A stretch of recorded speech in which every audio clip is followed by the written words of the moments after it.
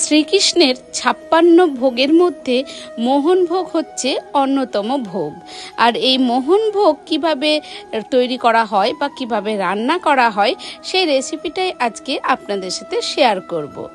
বন্ধুরা, সামনেই হচ্ছে জন্মাষ্টমী, আর এই জন্মাষ্টমীর দিনে কি দেব প্রভুকে ভোগ এবং কি করব খুব অল্প সময়ের মধ্যে প্রভুকে ভোগ অর্পণ করার জন্যই আজকে নিয়ে চলে এসেছি আমি 56 ভোগের মধ্যে অন্যতম ভোগ হচ্ছে মোহনভোগ। নমস্কার বন্ধুরা, কেমন আছেন সবাই? আপনাদের সকলকে স্বাগত এই কুক অ্যান্ড ফুড চ্যানেলে। আজকে শ্রীকৃষ্ণের 56 ভোগের অন্যতম ভোগ হচ্ছে মোহনভোগ, সে রেসিপি শেয়ার করব। আর তার পরিমাপগুলো আপনাদেরকে এত সুন্দর করে বলবো যে মোহনভোগটা সত্যি মোহনভোগের মতন খেতে হবে এবং দানেদার মোহনভোগ হবে। তো এইভাবে দানেদার মোহনভোগ বানানোর জন্য সবার প্রথমে পরিমাপগুলো বলি। এইখানে আমি নিয়েছি 1 কাপ সুজি, সম পরিমাণে আমাকে নিতে হবে ঘি। তো আপনাদের পরিমাপগুলো ভালো করে বুঝে শুনে কিন্তু করবেন, যে পরিমাণে সুজি সে পরিমাণে কিনতে হবে ঘি, আর তার সম পরিমাণে হবে চিনি। আপনি যদি 2 কাপ বা 2 বাটি বা 250 গ্রাম নেন, সেই পরিমাণ অনুযায়ীগুলো কিন্তু নেবেন। আর এইখানে হবে এই ছোট কাপের মোটামুটি 4 কাপের মতন দুধ, আর আছে কিছুটা ড্রাই ফ্রুটস। তো এইখানটায় আমি দুধটাকে ভালো করে গরম করে নিয়েছি। ড্রাই ফ্রুটসের মধ্যে আছে কিশমিশ, কাজু এবং কিছু কুচো নারকেল। বন্ধুরা, আপনাদের পরিমাণগুলো কিন্তু খুব ভালো করে বুঝে শুনে করবেন, তারপরেই কিন্তু মোহনভোগটা খেতে দানেদার হবে এবং গলে যাবে না। তো আমি ফ্রাই প্যানে এখানটায় 1 কাপ দেখলেন আমি নিয়ে নিলাম ঘি, আর তার মধ্যে ড্রাই ফ্রুটসগুলো আগে হালকা করে ভেজে তুলে রাখবো।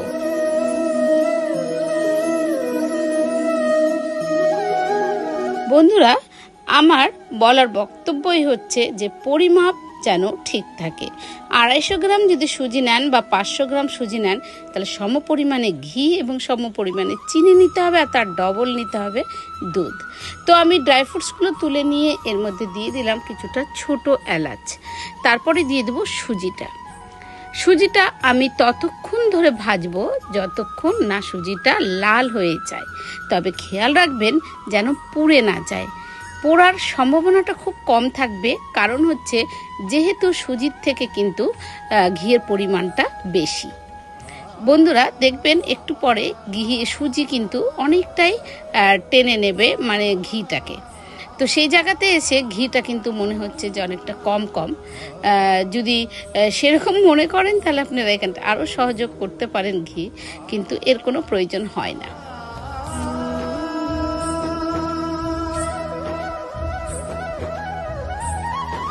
দেখুন এখানে কিন্তু হালকা লালচে ভাব একটা চলে এসেছে।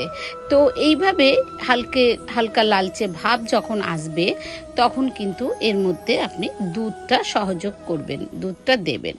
দুধটা যেহেতু আমার আগে থেকে ভালো করে জাল দেওয়া ছিল, তাই আর দুধটা জাল দেওয়ার দরকার নেই। আমি এই দুধটাকে এবার এখানটায় ঢেলে দিচ্ছি। আর দেখুন আমাকে এখানে মোটামুটি এই কাপের 2.5 কাপ দুধ আমি এখানটায় ব্যবহার করেছি। তো বন্ধুরা, এই পরিমাণ এর জন্যই কিন্তু মোহনভোগটা দানেদার হবে খেতে। তো আমি ততক্ষণ অবধি ফোটাবো যতক্ষণ না দুধটা শুকিয়ে যায়। আর এই জায়গায় এসে ওভেনের আঁচটাকে কিন্তু কমিয়ে দেবেন।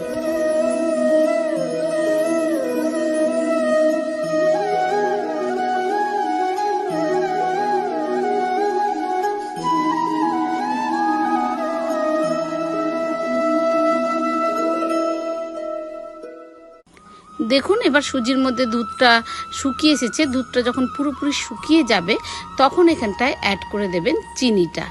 তো এখানে আমি সুজির পরিমাণ অনুযায়ী চিনিটা অ্যাড করে দিলাম, যাতে মিষ্টির অনুপাতটা ঠিক থাকে। বন্ধুরা, সুজি মোহনভোগ রান্নার ক্ষেত্রে শুধু নয়, যে কোনো সময় সুজি যখন ব্যবহার করবেন, রান্না করবেন, তখন সুজির পরিমাণই কিন্তু হচ্ছে সুজির পরিমাণ অনুযায়ী কিন্তু চিনিটা দিতে হয়, তাতে মিষ্টিটা ঠিকঠাক থাকে। এর মধ্যে এবার দিয়ে দিলাম ড্রাই ফ্রুটসগুলো দিয়ে হালকা করে নেড়ে নেব। আর দেখুন যখন ওভেনে কড়াই থেকে সুজিটা ছেড়ে আসবে আর এই যে লাগা ভাবটা থাকবে না, তখনই কিন্তু মনে করবেন যে একদম পারফেক্টলি হয়ে গেছে। তো এবার দেখুন এর মধ্যে আমি দিয়ে দেবো একটু এলাচ গুঁড়ো, দিয়ে আবার ভালো করে নেড়ে নেব। বন্ধুরা, খুব অল্প সময়ের মধ্যেই তৈরি হয়ে যায় মোহনভোগ। শুধু ভগবানকে ভোগের জন্য নয়, আপনারাও মোহনভোগ বাড়িতে বানিয়ে খেতে পারেন, টিফিন এরকম জলখাবারেও কিন্তু ব্যবহার করতে পারেন। মোহনভোগের স্বাদ কিন্তু অতুলনীয়। একবার এভাবে যদি মোহনভোগ রান্না করে খেয়ে দেখেন তাহলে বুঝতে পারবেন যে সুজির থেকে মোহনভোগের তফাৎটা কোথায়। তো দেখুন এখানে কতটা দানেদার হয়ে আছে, পারফেক্টলি সেদ্ধও হবে, আবার দানেদারও থাকবে।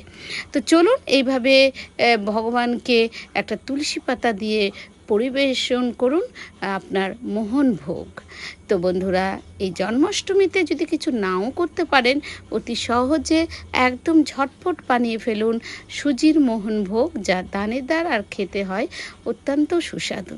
তো বন্ধুরা, আজকের মতন এখানে। সবাই ভালো থাকবেন, সুস্থ থাকবেন।